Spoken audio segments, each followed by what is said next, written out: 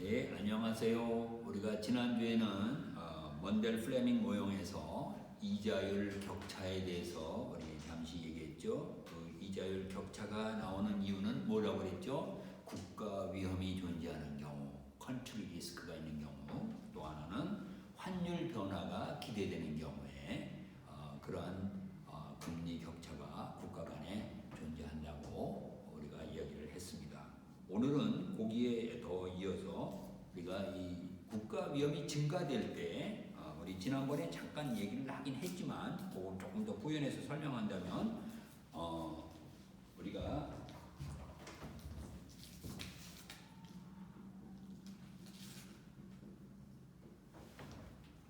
국내 이자율은 해외 이자율에다가 위험할증 세타를 합한 값과 같다. 그래서 R과 R 스타는 사실은 이 세타 때문에 다르다는 얘기를 우리가 했어요. 그래서 만약에 세타가 증가한다, 즉 위험할증이 증가한다, 국가 위험이 존재해서 위험할증이 존재한다면 이 세타 증대에 따라서 R이 상승하고, 그렇죠? 여기서 세타가 증가하니까 R이 상승하죠. 국내 금리가 상승하게 되니까 이 국내 투자가 감소하게 되고, 국내 투자가 감소하게 되니까 IS 곡선은 어떻게 될까요? IS 곡선에 왼쪽 시프트가 있게 된다는 거죠. 그렇죠? 왼쪽 시프트가 있게 된다. 그래서 우리가 그래프를 그려보면은 IS 곡선이 있었는데 여기서 위험할증이 있게 됨에 따라서 IS0가 IS1으로 시프트 된다는 얘기. 자, 그러면 우리가 LM 곡선 했을 때 여기서 금리가 A점에서 B점으로 이동하게 됨에 따라서 환율이 하락하게 된다 하는 얘기를 우리가 할 수가 있겠죠. 자, 그 다음에 아울러서 여기서 R이 상승하게 되면 화폐 시장에서는 어떤 현상이 벌어질까요? 금리가 상승하게 되니까 자연히 이제 화폐 대신에 금융자산을 보유하려고 하고 화폐에 대한 화폐 수요가 줄어든다는 얘기예요. 그러니까 화폐 수요가 줄어든다. 화폐 공급과 화폐 수요가 일치되어 있는데 화폐 수요가 갑자기 줄어드니까 어떤 현상이 벌어질까요? 화폐 시장에서 화폐의 초과 공급이 있게 되고, 화폐의 초과 공급이 있게 되니까 이것은 LM 곡선의 오른쪽 시프트가 있게 된다. 우리가 그렇게 얘기할 수 있겠죠? 그래서 LM 곡선의 오른쪽 시프트. 그래서 LM 곡선이 오른쪽 시프트하니까 LM 곡선이 LM0에서 LM1으로 시프트되어서 새로운 균형점은 C점으로 이동하게 되어서 우리가 여기서 A점과 C점을 비교해보면은 결국 환율은 하락하게 되고 공통화의 평가시 하락, 그 다음에 소득은 Y0에서 Y1으로, 즉 Y가 증가한다. 그래서 국가 간의 위험이 이렇게 있게 될 때에는 결국 환율은 평가자가 되고, 그러니까 공급 통화의 평가자가, 그 다음에 국내 소득은 증가된다 하는 얘기를 우리가 할 수가 있겠어요. 그래서 여기서 이 위험할증에 국가 간의 위험이 존재할 때에는 그 통화의 평가절하와 그 다음에 소득이 증가된다. 그렇게 이야기를 할 수가 있겠어요.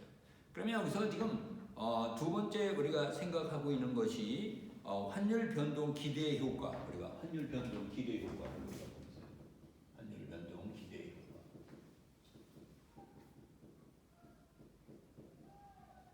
두 번째가 우리가 국가 위험 다음으로 환율 변동의 기대 효과를 우리가 생각할 수 있겠는데, 이 환율 변동의 기대 효과는 첫 번째로 우리가 생각할 수 있는 것이, 환율 변동에 대한 기대는 부분적으로 자기 실현적이다. 환율 변동의 기대는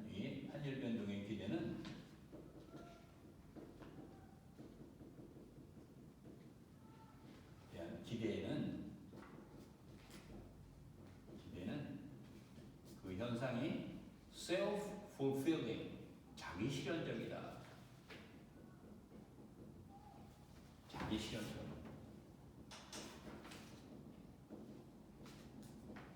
이런 얘기를 우리가 해줄 수 있어요. 자, 그러면 요것을 우리가 조금 더 부연해서 얘기한다면, 만약에 예를 들어서 외국 통화에 대해, 이 책에서는 특히 이제 멕시코 통화를 얘기하고 있는데, 페소화. 자, 페소화가 가치가 하락한다고 해보자면, 가치 하락이 예상된다. 페소화의 가치에 대한 이 하락이 예상된다고 한다면 그 얘기는 무슨 얘기냐면 결국 데이터가 증가된다는 얘기, 국가의 위험이 증가된다 하는 그런 얘기가 됐고, 이것은 결국 멕시코 자산, 페소화를 사용하고 있는 멕시코 자산에 대한 가치가 하락하게 된다. 멕시코 자산이 가치가 하락한다는 얘기는 멕시코의 국내 금리가 하락한다는 얘기가 돼요. 응?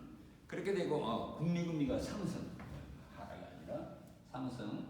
이게 국내 금리가 상승하게 되고, 국내 금리가 상승하게 된다는 얘기는 결국 여기서 본다면 이것이 외국 통화 가치의 하락을 가져온다. 우리가 여기서 R이 상승할 때 요 E가 하락했듯이 여기도 E가 하락하게 된다. 즉 그러면 자, 외국 통화의 가치가 하락이 되었을 때 외국 통화 가치가 실제적으로 하락이 예상될 때 실제로 그 가치가 하락했으니까 우리는 이것을 갖다가 자기 실현적이다 라고 얘기해요. 자기 실현적.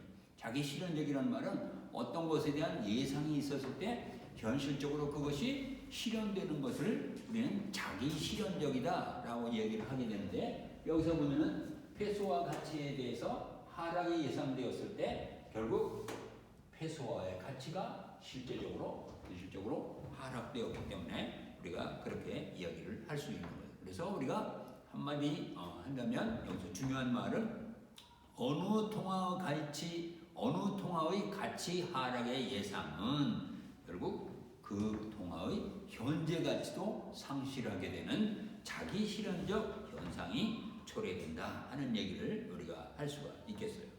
그 다음에 두 번째로 우리가 또 생각할 수 있는 것이 뭐냐면, 우리가 여기서 세타로 측정된 국가 위험이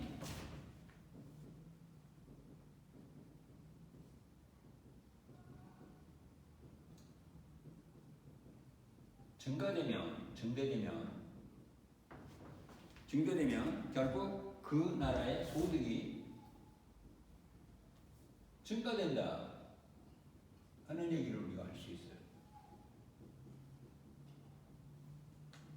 소득이 증가된다. 근데 여기서 우리 이것을 이미 다 얘기를 했죠. 자, 세타가 증가된다. 세타가 증가되면 국내 금리가 상승하게 되고, 국내 금리가 상승하게 되니까 투자가 감소하게 되고, IS 곡선에 왼쪽 시프트가 있었다. 또 화폐 시장에서는 세타가 증가하게 됨에 따라서 R이 상승하게 되니까 화폐 수요가 감소하게 되고, 화폐 수요가 감소하게 되는 것은 결국 화폐 시장에서의 초과 공급이 있게 되어서 LN 곡선의 오른쪽 시프트가 되게 되었다. 그래서 여기서 결국 Y가 어떻게 되었어요? Y가 증가되었다 하는 얘기를 우리가 여기서 할 수가 있다는 얘기예요. 그래서 세타로 측정된 국가 위험이 증가되면은 그 나라의 소득은 증가된다 하는 얘기를 우리가 여기서 할 수가 있겠어요. 자, 그런데 however 세타가 증가되는데도 불구하고 Y가 증가되지 않는 경우도 존재한다는 얘기예요. Y가 오히려 감소한다는 얘기예요. Y가 증가되지 않아요. 여기서 지금 세타로 측정된 국가 위험이 증가되었을 때 그 나라의 소득이 증가된다라고 얘기를 했는데, 실제로는 이런 케이스도 존재한다는 얘기예요. 이런 케이스가 존재한다는 얘기예요. 세타가 증가하는데도 불구하고 Y가 감소되는, 여기에서 지금 나타난 이 주장이 실제적으로 거꾸로 되는 그런 경우가 있는데, 그 경우를 우리가 본다면 첫 번째 케이스, 자, 어떤 경우냐? 세타가 증가되는데도 불구하고 Y가 감소하는 케이스를 우리가 본다면, 중앙은행이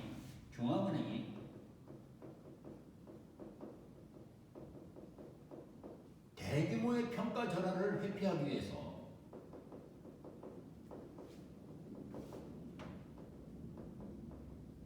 정철화 회피를 위해서 오히려 평가절하를 위해서 오히려 통화 공급을 감소시키는 경우가 있다. 통화 공급을 감소시킨다. 이렇게 되는 경우가 있다. 그렇게 되면 통화 공급이 감소되니까 그 얘기는 무슨 얘기예요? LM 곡선의 왼쪽 시프트가 있게 된다.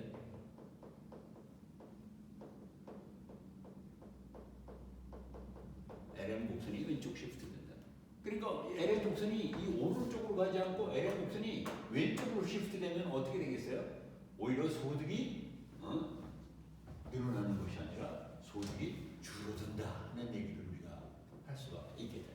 그래서 첫 번째 케이스는 중앙은행이 대규모의 평가절하 회피를 위해서 통화 공급을 일부러 감소시키는 경우에 얼마든지 소득은 감소될 수가 있다 하는 얘기를 우리가 여기서 할 수가 있겠어요. 두 번째는 여기서 국내 통화 평가가 절하가 되면 자, 국내 통화가 평가절하가 됐어요. 평가절하. 자, 평가절하가 된다는 얘기는 이가 하락하게 됨에 따라서 수입물가가 오히려 상승한다는 얘기예요. 그렇죠? 국내 통화가 평가절하가 되면 수입물가가 상승하게 되고 수입물가가 상승하니까 그 나라의 물가도 상승한다는 얘기예요. 물가도 상승. 물가가 상승하면 어떻게 될까요? 자, 물가가 상승하게 되면 실질 통화 공급, 실질 화폐 잔고가 오히려 감소한다는 얘기예요. 실질 화폐 잔고가 감소하면은 LM 곡선이 어느 쪽으로 이동할까요? LM 곡선에 역시 왼쪽 시프트가 있게 된다는 얘기예요. 왼쪽 시프트. 결국 이것도 Y를 감소시키는 그런 케이스가 된다 하는 얘기를 우리가 두 번째 케이스로 할 수가 있겠어요. 세 번째, 세타가 증가되는데도 불구하고 Y가 감소하는 케이스로서는 또 우리가 어떤 케이스를 들 수 있냐면 요 세타가 증가되었을 때 국민들이 통화 수요를 오히려 증대시키는 경우, 국민들이 화폐 수요를 증가시켜요. 증가시킨다. 자, 화폐 수요가 증가된다는 얘기는 결국 화폐 수요가 증가되니까 LM 곡선의 왼쪽 시프트가 있게 된다.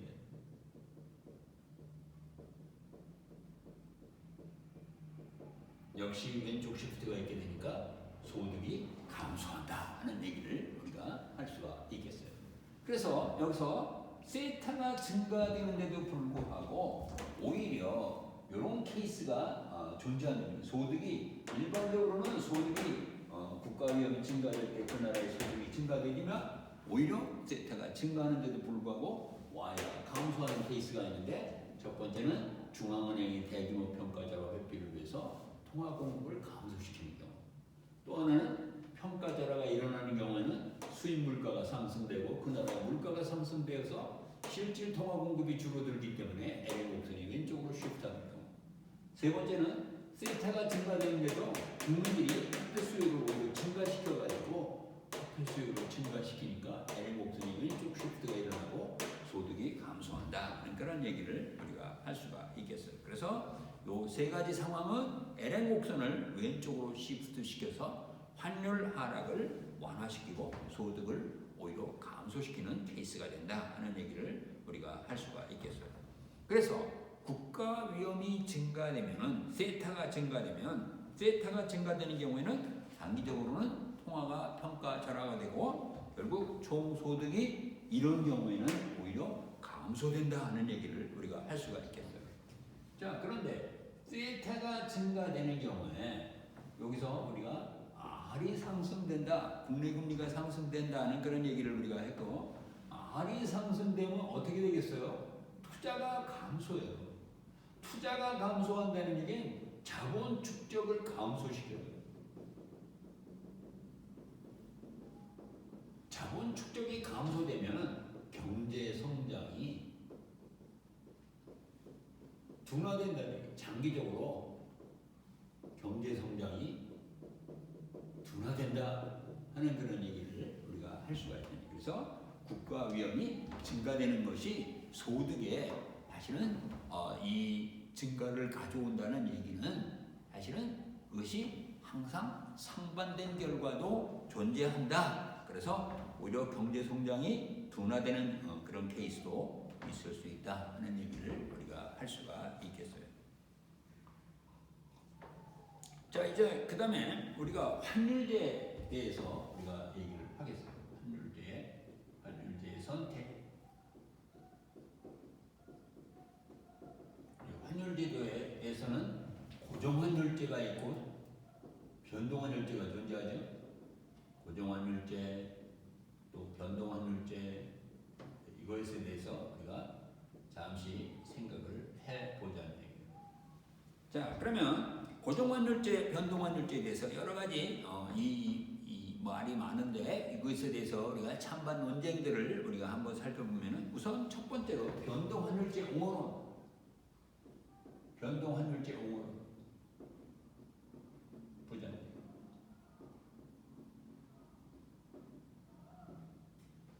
변동환율제 옹호론을 우리가 잠깐 본다면 이 변동환율제 옹호론은 우리가 변동환율제 하에서는 우선 통화정책이 항상 이 다양한 목적을 위해서 사용이 될 수가 있어요. 그러니까 우리가 고정환율제 하에서는 환율은 항상 통화량의 일정 통화량의 변동을 통해 가지고 환율을 유지하는 그런 것이었는데 변동환율제하에서는 거기에 묶일 것이 없으니까 따라서 변동환율제 하에서는 다양한 경제적 목적을 위해서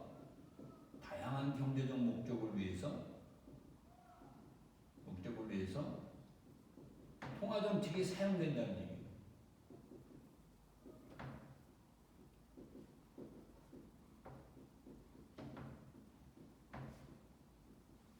그러니까 다양한 경제적 목적이라고 할 때에는 우리가 일반적으로 물가 안정,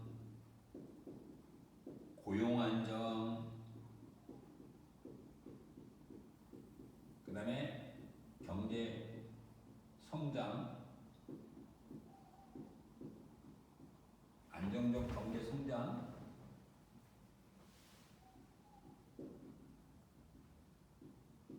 뭐 이런 등등의 경제적 목적이라고 얘기할 수 있겠는데 변동환율제 하에서는 이렇게 이러한 목적들을 위해서 물가를 안정시키고 고용을 안정시키고 안정적인 경제 성장을 유지하는 데 있어서 통화정책이 다양하게 사용될 수 있다는 점에서 유리한 점이 있다. 우리가 그렇게 이야기를 할 수가 있겠어요. 그러나 고정환율제 하에서는 오로지 통화정책은 무엇을 위해서만 사용된다? 고정환율제 유지, 고정환율 유지만을 위해서 사용된다. 우리가 그렇게 이야기를 할 수가 있겠어요. 자, 이에 관해서 고정환율제 옹호론을 우리가 보겠어요. 고정환율제 옹호론.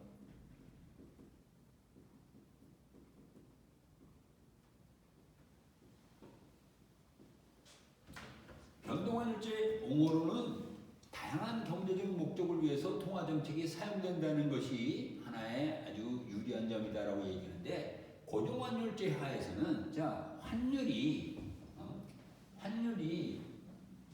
왜 고정환율제여야 되는가에 대해서 얘기를 하면서 우선 이 환율이 변동한다는 얘기는 결국 환율의 불확실성을 높이는 거예요. 환율의 변동성을 높이는 것이다. 이렇게 된다면 자 고정환율제를 사용하게 된다면 오히려 이런 환율의 변동성과 불확실성을 갖다가 회피해서 결국 국제 무역 거래나 자본 거래를 용이케 한다는 거예요. 그래서 이 환율의 불확실성, 환율의 변동성과 불확실성을 회피해서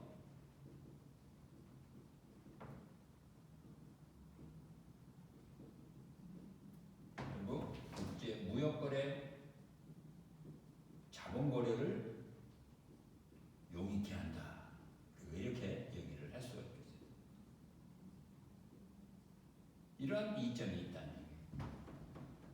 두 번째, 고정환율제 옹호론의 두 번째 논지는 고정환율 유지 정책은 과도한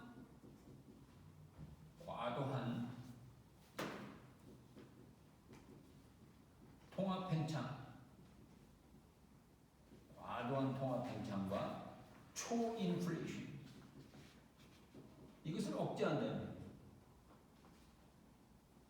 그래서 이 고정환율제는 과도한 통합 팽창과 초인플레이션을 억제하기 때문에 통합 팽창이 일어나게 되는 경우에는 우리가 MV = PY에서 보듯이 M이 커지게 되는 경우에는 P가 커지게 된다. 아주 급격하게 이 P가 상승하게 되는 것을 우리가 초인플레이션이라고 얘기하죠. 자, 그런데 환율을 일정하게 유지하는 경우에는 이러한 초인플레이션을 억제할 수 있는 그런 이점이 있다. 그렇게 우리가 얘기를 할 수가 있겠어요. 세 번째, 고정환율 유지 정책은 우리가 고정환율 유지 정책은 결국 MS를 통화 공급을 갖다가 자동적으로 조절한다는 얘기예요. 자동적으로 조절. 그러니까 이 시행하기가 굉장히 쉽다는 그런 평가를 받는다는 얘기예요. 그러나 그럼에도 불구하고 때로는 이것이 소득 고용에 있어서의 불안정성을 야기하기도 한다는 점을 우리가 직시해야 된다.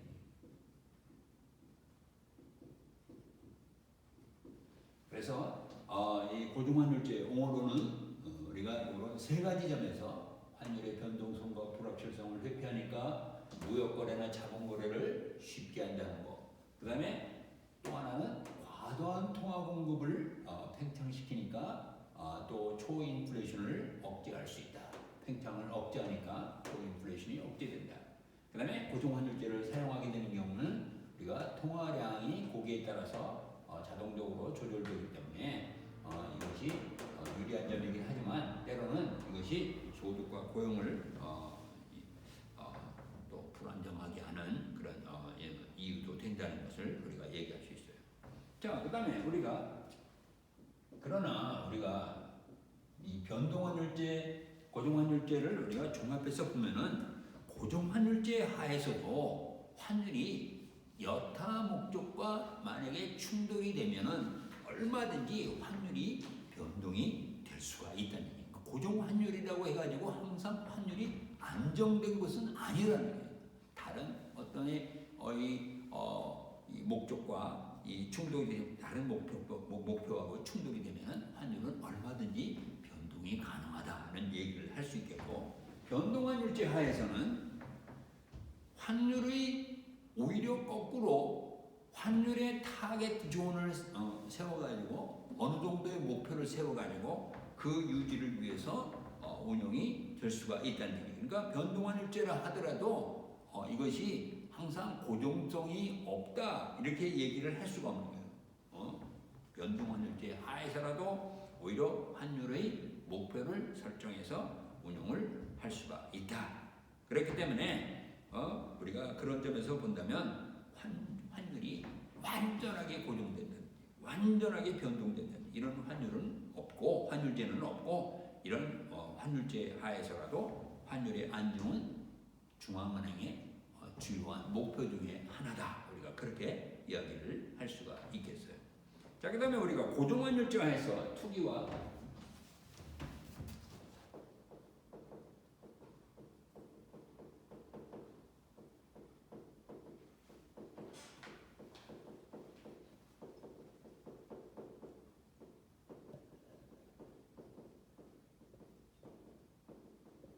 고정환율제 하에서의 투기와 대응 정책을 우리가 잠깐 보겠는데, 우리가 고정환율제 유지와 투기,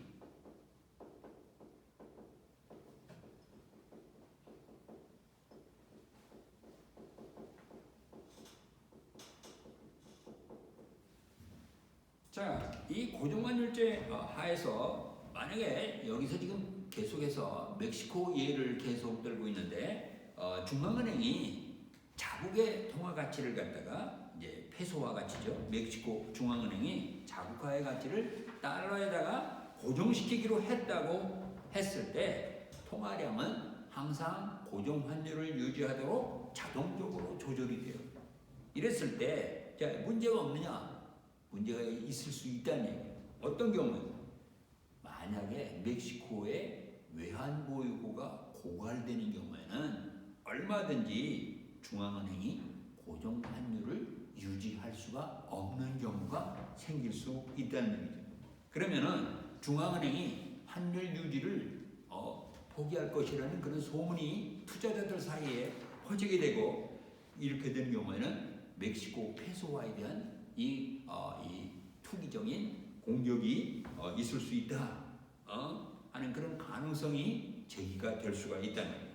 그래서 투자자들은 멕시코 페소화가 이 평가절하가 되기 전에 멕시코화를 달러로 교환하기 위해서 투기적인 공격을 하게 되고, 이렇게 된 경우에는 멕시코 중앙은행의 이 달러와 보유고가 그만큼 고갈이 되어서 고정 환율제를 포기해야 되는 그런 경우가 생기게 되는데, 결국 투자자들의 그럴 수 있지 않을까 하는 그런 생각이 결국 실제로 멕시코 페소화의 결국 투기로 이어지는 그런 경우가 되어서 자기 실현적인 그런 현상이 생긴다. 우리가 그렇게 이야기를 할 수가 있겠습니다. 자, 그래서 이러한 위험성을 방지하기 위해서 우리는 단계별 대응 정책을 세워야 되는데, 단계별 대응 정책.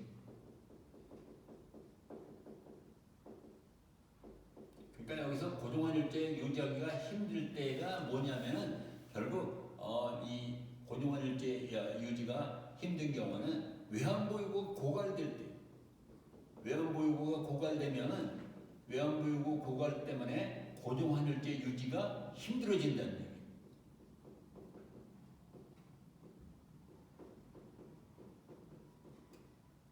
그래서 이런 경우에 단계별로 어떤 식으로 이것에 대해서 대응해야 되는가, 우리가 두 가지 케이스를 여기 책에서 소개를 하고 있는데, 첫 번째 이 단계는 어떤 것이냐면은 고정환율제 유지를 위해서, 고정환율 유지를 위해서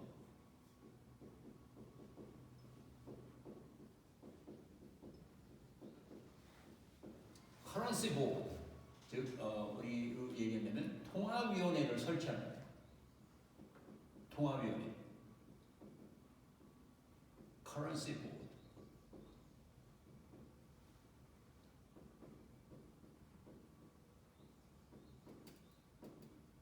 커런시 보드를 설치하고 통화위원회를 설치하고, 아울러서 외국 통화를 갖다가 비축한다. 외국 통화 비축, 특히 외환 보유고를 달러비 충분히 달러를 충분히 보유하기 위해서 보유하기 위해서 노력한다 하는 것이 첫 번째 단계의 이 정책이다. 우리가 그렇게 얘기를 할 수가 있겠어요. 그 다음에 두 번째 단계. 자, 이렇게 고정환율 유지를 위해서 통화위원회를 설치하고 외환보유고를 비축하려고 노력을 했음에도 불구하고, 만약에 고정환율 유지가 어려운 경우에는 결국 어떻게 하느냐? 결국은 멕시코 페소화를 포기하고, 그러니까 외국 통화를 포기하고, 오히려 달러를, 미 달러를 자국 통화로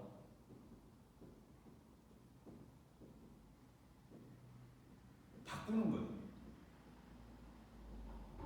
자국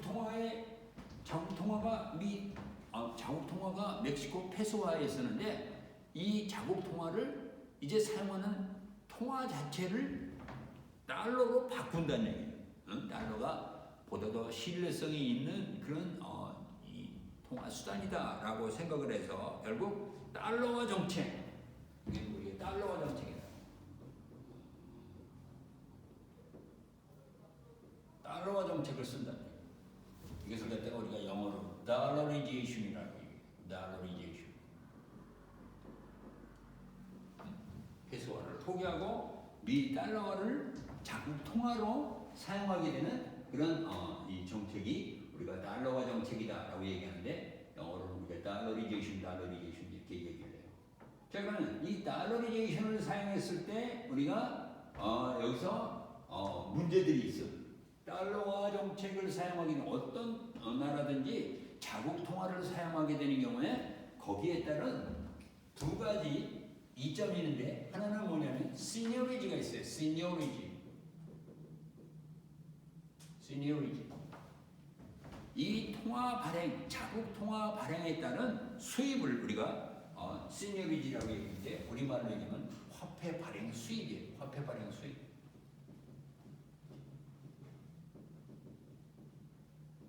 그러니까 화폐 발행 수입은 우리가 얘기한다면 어떻게 얘기할 수 있느냐? 액면가에서 제조 비용을 뺀 거예요.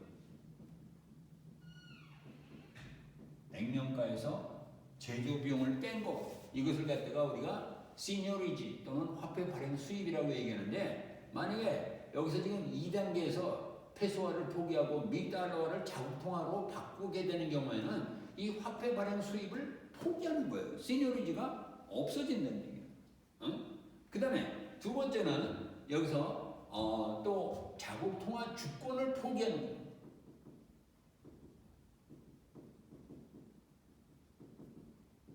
그러니까 문제가 여기서 지금 자국 통화를 갖다가 미달러화로 사용하게 되는 경우에, 즉 달러리제이션을 사용하게 되는 경우에는 결국 시니어리지를 포기하고 자국 통화 주권을 포기하는 그런 경우가 된다 하는 그런 얘기를 우리가 할 수가 있겠어요. 그래서 국가적인 자존심이 손상된다 하는 얘기를 우리가 할 수가 있어요.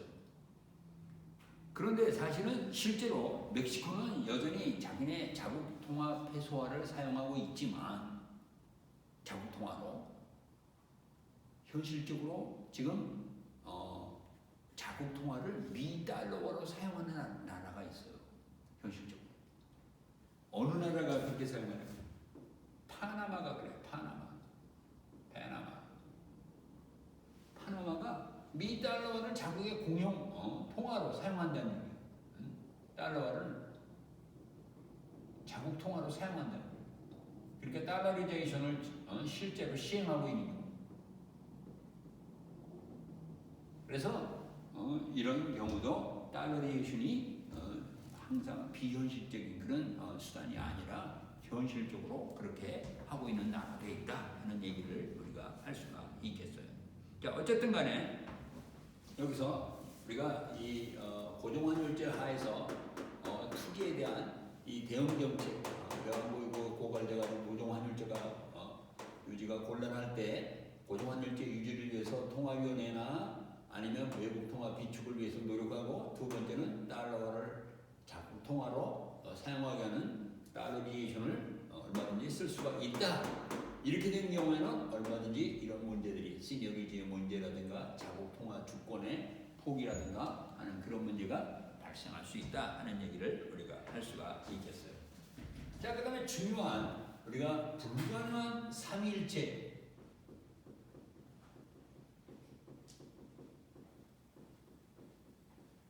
불가능한 삼위일체. Impossible Trinity. Impossible Trinity.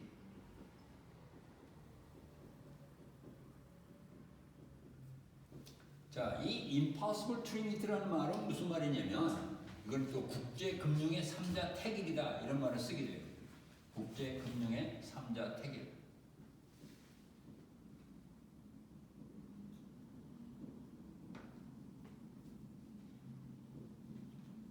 자, 이 불가능한 삼위일체라는 건 뭐냐면은 자유로운 자본이동, 그 다음에 고정환율, 독립적인 통화정책, 요 세 가지 정책을 사용할 수 있는데 이것을 한꺼번에 모두 사용하기라는 것은 현실적으로 불가능하다는 거예요.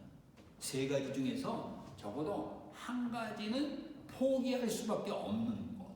이것을 우리는 불가능한 삼위일체다 또는 국제금융의 3자 태길이다 이렇게 얘기해요.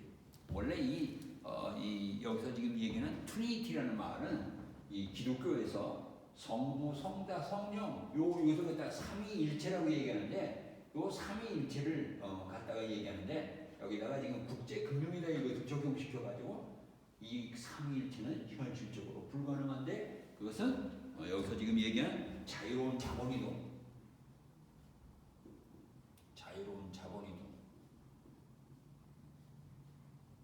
고정환율,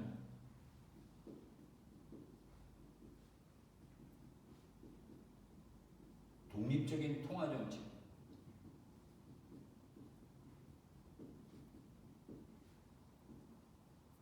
요 세 가지를 모두 한꺼번에 시행한다는 것은 현실적으로 불가능하고 적어도 이 중에 하나는 사용하지 않아야 된다 하는 것을 얘기하고 있는데 그것을 우리가 그림으로 본다면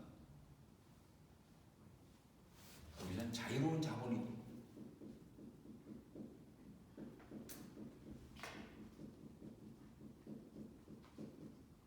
그 다음에 여기는 고정환율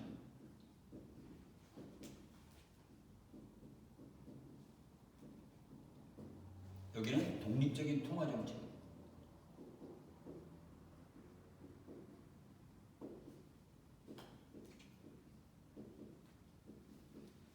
자 그러면 여기서 요 삼각형 변에서 자 여기서 옵션이 세 가지 있을 수 있는데 옵션 1